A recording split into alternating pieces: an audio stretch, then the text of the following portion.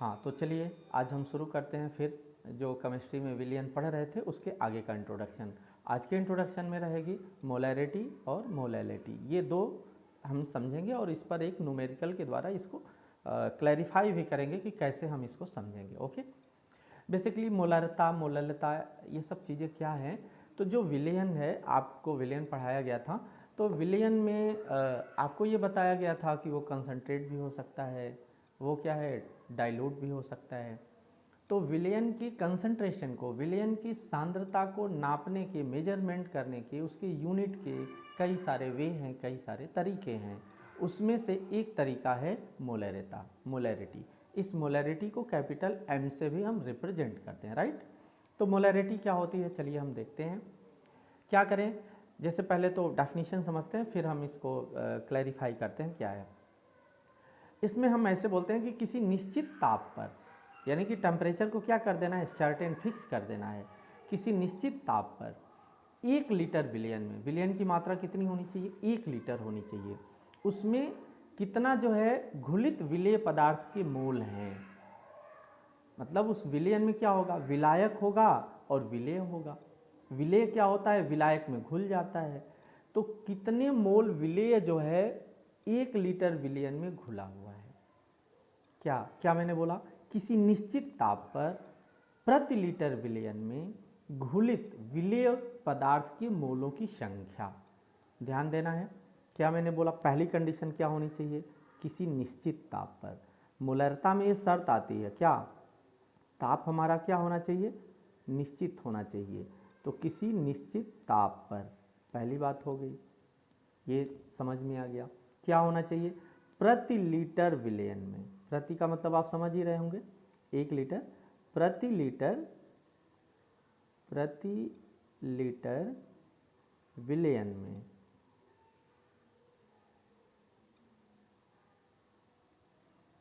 क्या चीज, घुलित विलेय पदार्थ के मोलों की संख्या। क्या, घुलित विलेय पदार्थ के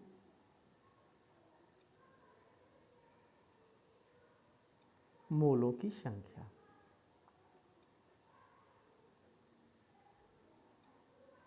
राइट। क्या मैंने बोला, क्या है, 1 लीटर विलयन ले लीजिए। विलयन कितना होना चाहिए, 1 लीटर होना चाहिए। तो विलयन में क्या होता है, विलायक होता है और विलेय होता है। तो उस विलयन में विलेय कितना मोल घुला हुआ है, विलेय के कितने मोल घुले हुए हैं। ध्यान देना, मोल क्या होता है अभी मैं आपको समझाऊंगा। तो अभी डेफिनेशन समझिए। क्या है कि किसी निश्चित ताप पर प्रति लीटर विलयन में घुलित विलेय पदार्थ के मोलों की संख्या को उस ताप पर, ध्यान दीजिए, उस ताप पर क्या चीज, विलयन की मोलरता कहते हैं। ठीक है ना, उस ताप पर विलयन की मोलरता कहते हैं। समझ में आ रहा होगा बिल्कुल, एक एक स्टेप समझिए, फिर से समझ लीजिए। विलयन है, विलयन में क्या होगा, विलेय होगा और विलायक होगा। अमून, वैसे तो विलयन 9 प्रकार के आपको बताए गए हैं। यहाँ पर मैंने क्या, चूंकि लीटर में लिया है मैंने विलयन को, तो जो विलायक है, विलेय की मात्रा कम होती है, तो विलेय कितने मोल घुला हुआ है उस विलयन में, और विलयन कितना होना चाहिए, 1 लीटर होना चाहिए। तो बस वही मोलरता की परिभाषा हो गई कि किसी निश्चित ताप पर प्रति लीटर विलयन में घुलित विलेय पदार्थ के मोलों की संख्या उस ताप पर विलयन की मोलरता कहलाती है। तो अब यदि हम यहाँ से फार्मूला लिखें, तो मोलरता, विलयन की मोलरता का फार्मूला आप क्या लिख देंगे भाई, मोलरता क्या लिख देंगे, कितना विलेय घुला है, किसमें, विलयन, 1 लीटर विलयन में। यानी कि आप विलयन की मात्रा जो 1 लीटर आप ले रहे हैं, यानी वो 1 लीटर क्या है, विलयन का आयतन है।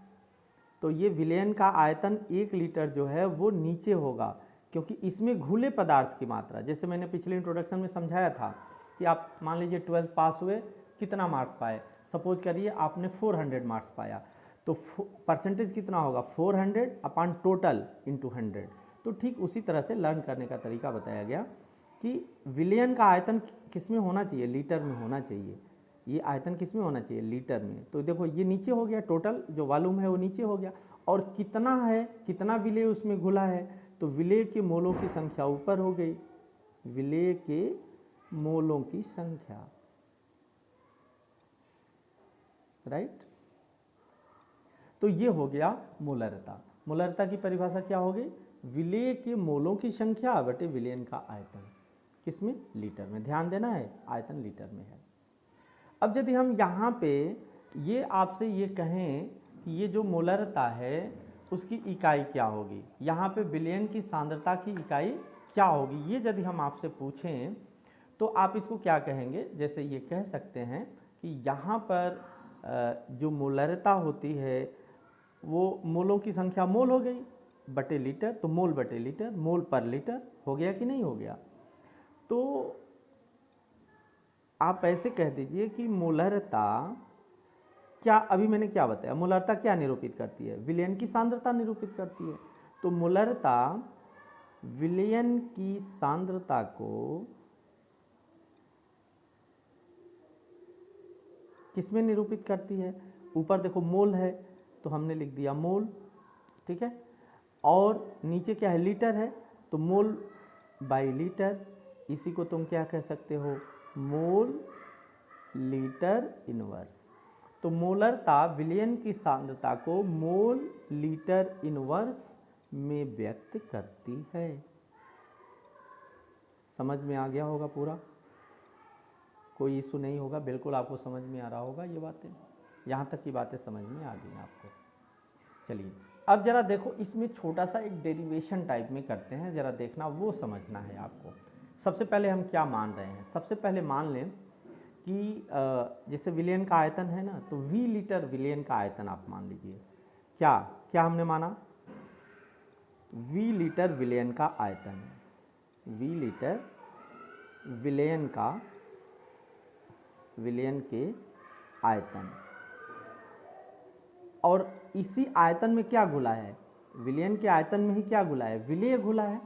तो हम ये माने हैं कि V लीटर विलयन के आयतन में कितना विलेय घुला हुआ है, तो N मोल, देखो मोल लिखा हुआ है ना, तो V लीटर विलयन के आयतन में कितना विलेय, N, विलेय के मोलों की संख्या कितनी है, N है, तो ऐसे लिख दें N मोल क्या चीज, विलेय घुलित है। बिल्कुल ये लाइन समझ में आ रही है ना, N मोल विलेय घुलित है। ओके, हमने क्या यहाँ पे माना कि विलयन का आयतन V लीटर है और उसमें कितना विलेय है, N मोल विलेय उसमें घुला हुआ है, ठीक है। तो अब जरा बताएं, यदि हम यहाँ पे मोलरता विलयन की लिखें, यदि हम यहाँ पे विलयन की मोलरता लिखें, विलयन की मोलरता, तो ये मोलरता का फार्मूला क्या है, आपने लिखा विलयन के मोलों की संख्या, सॉरी विलेय के मोलों की संख्या, तो कितना विलेय आपने घोला है, N मोल घोला हुआ है विलेय को, सैल्यूट को, और कितना वालों में घोला है, V वालों में। तो ये तो समझ में आ गया, V M इक्वल टू क्या हो गया, N/V हो गया। बिल्कुल ये क्लियर हो रहा होगा आपको यहाँ, ठीक है।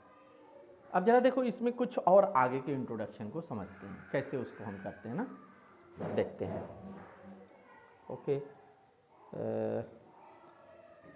हम यहाँ पर ये सपोज करें कि कुछ सिंबल, जैसे यहाँ पे सपोज कर रहे हैं, क्या सपोज कर रहे हैं, एक सिंबल दे रहे हैं स्मॉल w, ध्यान दीजिए क्या है, स्मॉल w। स्मॉल w को हम क्या मान रहे हैं, स्मॉल w को मान रहे हैं विलेय का, जैसे ये तो मोलों की संख्या है, n क्या है, मोलों की संख्या है, और w क्या है, जो विलेय है ना उसका ग्रामों में द्रव्यमान है। ध्यान देना, W क्या है, विलेय का ग्राम में द्रव्यमान है।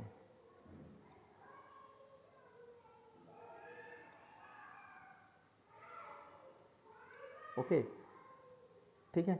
N क्या है, ये तो मोलों की संख्या है। अच्छा, ये मोल क्या है और ग्राम में कैसे उसका कन्वर्जन है, या ग्राम को मोल में कैसे, अभी एक न्यूमेरिकल हम सॉल्व करेंगे तो उसमें और भी आपको क्लियर हो जाएगा। अभी आप ये समझिए कि कितने विलेय की मोलों की संख्या कितनी है, ये N है, और W क्या है, विलेय का द्रव्यमान है, किस यूनिट में, ग्राम यूनिट में, ठीक है। तो पहला चीज़ हमने माना W क्या है, विलेय का ग्रामों में द्रव्यमान है। फिर क्या मान रहे हैं, एक सिंबल ले रहे हैं M डैश, राइट, एक सिंबल लिया M डैश। M डैश क्या मान रहे हैं, विलेय का जो सल्यूट है, ये W क्या है, विलेय का द्रव्यमान है, और M डैश क्या है, उसी विलेय का मॉलिक्यूलर वेट है, अणु भार है। तो ये हो गया M डैश क्या है, विलेय का मॉलिक्यूलर वेट, यानी कि विलेय का अणु भार। ठीक है, अब विलेय का अणु भार किस में होगा, इसकी यूनिट क्या होगी, ग्राम मोल इनवर्स। जैसे विलेय का द्रव्यमान किस में ले रहे हैं, ग्राम में ले रहे हैं, और विलेय का अणु भार किस में ले रहे हैं, ग्राम मोल इनवर्स में ले रहे हैं। अणु भार इसी में होगा ना, ग्राम मोल इनवर्स में ले रहे हैं। ओके, अब यहाँ से देखिए थोड़ा सा मैं सिंबॉलिक आपको समझाने की कोशिश कर रहा हूँ। कैसे समझेंगे भाई, जैसे आप ऐसे समझ लीजिए, यहीं पे M डैश को आपने क्या लिखा है, M डैश क्या है, ग्राम मोल इनवर्स, यानी ग्राम बाई मोल इनवर्स है। तो ग्राम मतलब क्या है, ग्राम द्रव्यमान है, और द्रव्यमान को किस में निरूपित किया है, किससे आपने निरूपित किया, W से। तो ये जो G है उसके जगह पे हमने क्या लिख दें, W लिख दें, राइट। और मोल इनवर्स है, मतलब अपान में मोल हो जाएगा, और मोल कितने हैं, आप मोलों की संख्या आपने कितना मान रखा है, N मान रखा है, तो यहाँ पे N हो गया। ये समझ में आ रहा है कि नहीं, थोड़ा सा टेक्निकल चीज़ है, ठीक है ना। N क्या है, मोलों की संख्या है, W क्या है कि वो जो जैसे N मोलों की संख्या किसकी है, विलेय के मोलों की संख्या है, W क्या है, विलेय का द्रव्यमान है, M डैश क्या है, विलेय का अणु भार है। ये तीनों चीज़ें विलेय के लिए हैं, N भी, W भी, M डैश भी। तो M डैश विलेय का जो अणु भार होता है वो किस में होता है, मोल, ग्राम मोल इनवर्स में, मतलब ग्राम बटे मोल हो गया। तो ग्राम बाई मोल हो गया, तो ग्राम क्या हो गया, ग्राम में तो द्रव्यमान है तो उसके जगह पे W रख दिया, और अपान मोल है तो मोल कितने मोल थे, N मोल थे, तो M dash equal to W by N आ गया कि नहीं आ गया। और यहाँ से यदि हम N की वैल्यू निकाल दें, यहीं से देखो, यदि N की वैल्यू निकालें तो N को यहाँ भेज दो, M डैश को यहाँ भेज दो, तो N इक्वल टू क्या हो गया, W अपान M डैश, राइट। ये क्यों लिखा जा रहा है, अभी ये जो फार्मूला आपने बना रखा है ना, ये पहला इक्वेशन 1, इसी में N की जगह पे हम क्या लिखेंगे, W बाई M डैश लिखेंगे, राइट।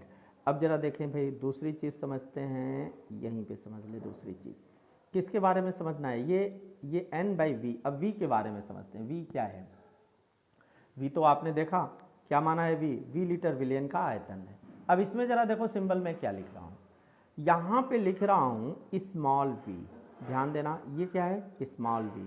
चलो मैं ऐसे सिंबल बना दिया, थोड़ा सा इसमें निकाल दिया, वैसे तो ये सिंबल v वेलोसिटी के लिए आता है, लेकिन ऐसे में सिंबल, ये कैपिटल V है और ये स्मॉल v है, ठीक है। v क्या है, स्मॉल v क्या मान रहे हैं आप, हम यहाँ पे मान ले रहे हैं v इक्वल टू क्या है, विलयन का आयतन। तो आप कहेंगे तो कैपिटल V भी तो विलयन का आयतन है, लेकिन देखिए स्मॉल v को मैं किस में माना, विलयन का आयतन, विलयन का आयतन। वो देखो कैपिटल V जो विलयन का आयतन है वो लीटर में है, और स्मॉल v को हम किस में कह रहे हैं, सेंटीमीटर क्यूब या क्यूब सेंटीमीटर में, ठीक है ना। ये किस में है, क्लियर। v क्या है, विलयन का आयतन है, किस में, सेंटीमीटर क्यूब में, ये स्मॉल v का। अब कहेंगे कि क्यों सेंटीमीटर लिया जा रहा है, अरे भाई न्यूमेरिकल्स आएंगे ना तो उसमें इन सब चीज़ों की ज़रूरत पड़ सकती है। तो स्मॉल v हमने क्या माना, विलयन का आयतन क्यूब सेंटीमीटर में, ठीक है। अब दूसरा चीज़ हम मान लें, दूसरा क्या, कैपिटल M तो आप जान ही रहे हैं, M क्या है, कैपिटल M तो शुरू में ही बोल दिया गया, मोलरता है विलयन की, तो ये M क्या है, विलयन की मोलरता है, राइट। अच्छा, इसकी यूनिट यदि लिखना हो तो हम यहाँ पर वही मोल, ये मोल लीटर इनवर्स क्या लिखा हुआ है, मोल लीटर इनवर्स, ये M। अब यहाँ पे यदि हम कुछ सलूशन ये बनाने की कोशिश करें, जैसे यहाँ पर एक रिलेशन हमने N equal to W by M dash बनाया है, वैसे ही इस स्मॉल v का कैपिटल V में रिलेशन बनाने की कोशिश कर रहे हैं हम। देखिए कैसे बनेगा, ये ऐसे बनाते हैं, v क्या लिखा है, v जो है विलयन का आयतन सेंटीमीटर क्यूब में है ना। तो हम इसको ऐसे समझ लें थोड़े सा, कैपिटल वी क्या है? कैपिटल वी विलयन का आयतन है लीटर में, है ना। कैपिटल वी क्या है? विलयन का आयतन किस में है? लीटर में है। लेकिन ये कैपिटल वी है जिसको आप मान रखे हैं विलयन का आयतन लीटर में है। स्मॉल वी किस में मान रखे हैं? स्मॉल वी भी तो आयतन ही है भाई, ये स्मॉल वी भी विलयन का आयतन, लेकिन किस में? सेंटीमीटर क्यूब में। तो यहाँ पर एक यूनिट आपको समझनी होगी कि 1000 क्यूब सेंटीमीटर का 1 लीटर होता है। आप मैथ में पढ़ा भी होगा कहीं पे, क्या पढ़ा होगा कि 1000 घन सेंटीमीटर का क्या होता है? 1 लीटर होता है, ठीक है ना। तो आप इसको ऐसे लिख लीजिए 1 लीटर इक्वल टू 1000 घन सेंटीमीटर, तो या फिर ऐसे 1000 घन सेंटीमीटर का 1 लीटर। तो हम कितना ले रहे हैं? स्मॉल वी घन सेंटीमीटर है ना, ऐसे वी घन सेंटीमीटर का कितना होगा, ऐसे समझ रहे हैं ना। तो चलिए हम यहाँ पर इसको मेंशन भी करते हैं, थोड़े समझ लीजिएगा। यहाँ पर हम मेंशन भी कर देते हैं इस चीज़ को, हालांकि इसकी ज़रूरत नहीं है। क्या अभी एक फार्मूला होता है कि 1000 cube centimetre equal to 1 litre. तो अब बताएं भाई 1 क्यूब सेंटीमीटर इक्वल टू क्या हो जाएगा? 1/1000 हो जाएगा। ये तो बहुत पहले से आपने पढ़ रखा होगा, इतना लीटर हुआ कि नहीं। 1000 क्यूब सेंटीमीटर का 1 लीटर, तो 1 क्यूब सेंटीमीटर का तो 1/1000। अब क्या है हमारे पास v क्यूब सेंटीमीटर है, तो यदि हम v क्यूब सेंटीमीटर का निकालें तो 1 का इतना है तो v का इसमें मल्टीप्लाई हो जाएगा, v का मल्टीप्लाई हो जाएगा तो v/1000 लीटर हो गया कि नहीं हो गया, यही मैं समझाना चाह रहा हूँ। तो कैपिटल V की वैल्यू क्या हो गई? v/1000 हो गई। ये चीज़ समझ में आ गया होगा पूरा आपको।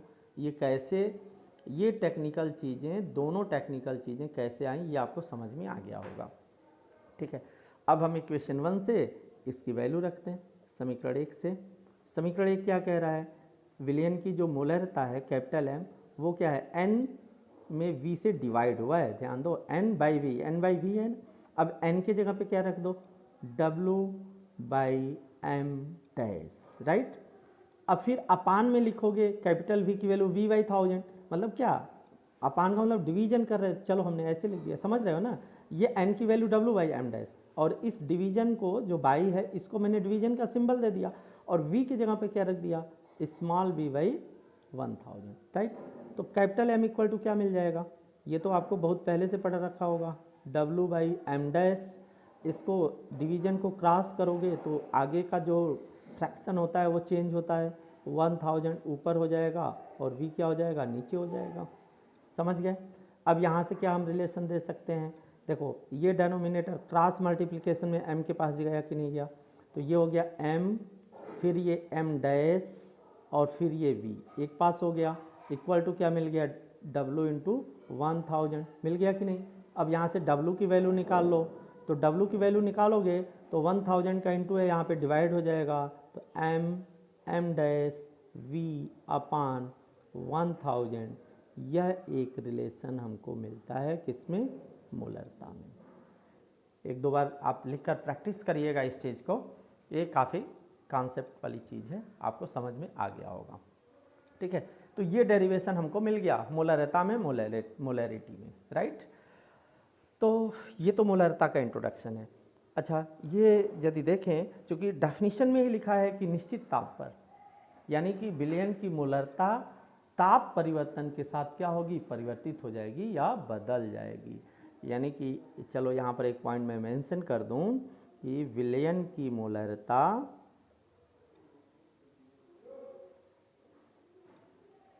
ताप पर क्या होती है? निर्भर होती है, या ताप में परिवर्तन के साथ परिवर्तित होती है। तो मैंने क्या लिख दिया? विलयन की मोलरता ताप पर निर्भर करती है।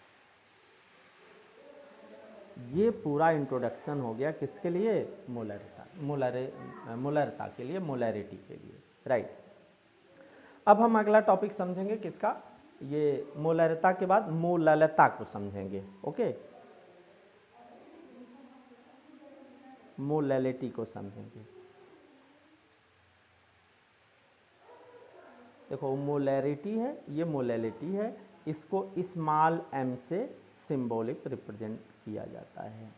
ये थोड़ा सा अलग है। मोलरता में विलयन का आयतन लीटर में लिया था, जबकि मोललता में क्या करेंगे वो समझिए यहाँ पर हम क्या उसको कैसे समझाते हैं।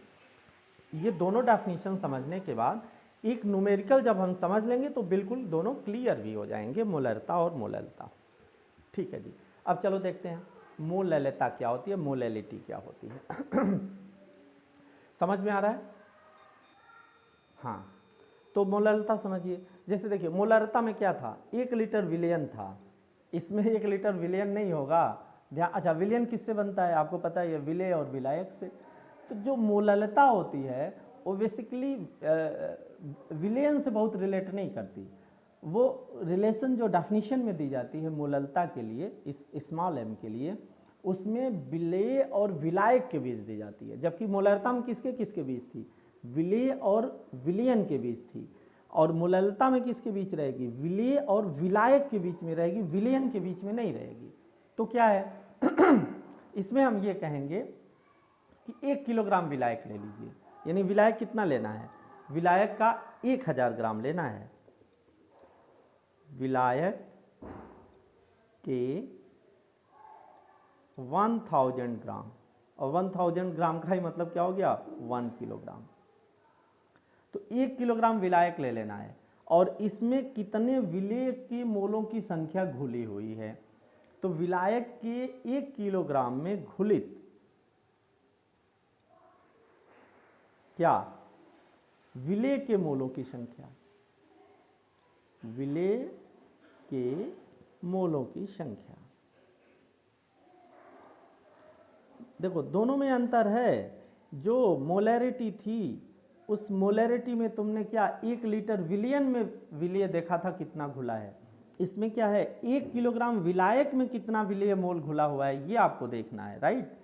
तो विलायक के 1000 ग्राम या 1 किलोग्राम में घुलित विलेय के मोलों की संख्या को क्या कहोगे, विलयन की। अब विलायक और विलेय मिल गया तो विलयन बन गया, तो ये विलयन की क्या कहलाएगी, विलयन की मोललता कहलाएगी, मोललता कहलाती है। ठीक है ना, ये तो समझ में आ गया।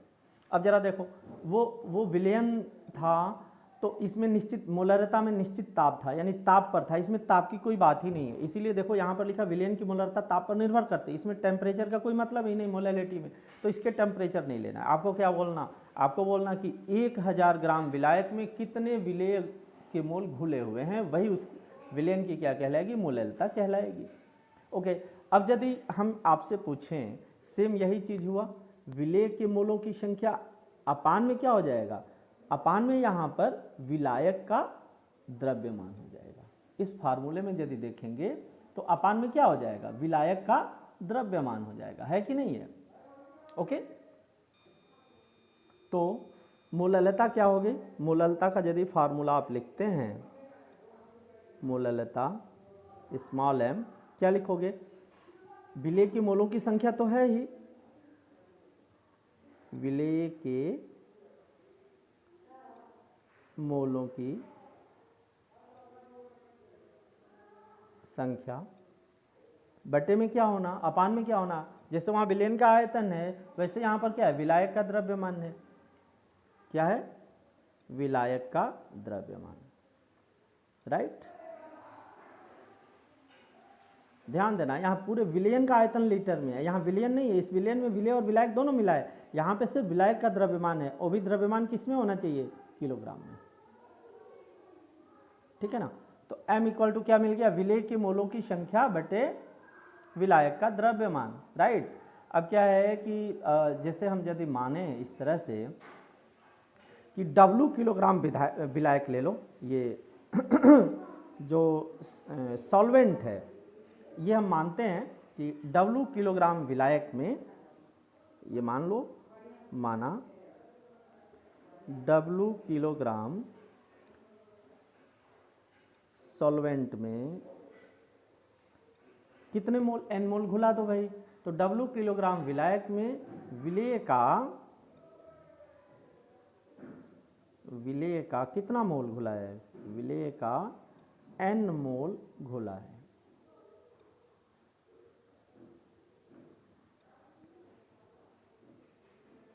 तो जो विलयन की मोललता होगी स्मॉल m, विलय में मोलों की संख्या, विलय के मोलों की संख्या कितना मान रखा भाई, n मान रखा है, और इसका द्रव्यमान तुमने कितना w मान रखा है, तो ये n/w, ये एक इक्वेशन बना। जैसे यहाँ पर जो इक्वेशन बनाया था मोलरता में m = n/v बना था, यहाँ पे स्मॉल m = n/w हो गया। राइट, यहाँ तक की बात समझ में आई। अब ठीक इसी तरह से छोटा सा एक डेरिवेशन यहाँ भी हम समझेंगे, इसको हम कैसे सिंबॉलिक करेंगे। अब हम यहाँ पर क्या माने, जरा देखिए, हम यहाँ पे मानते हैं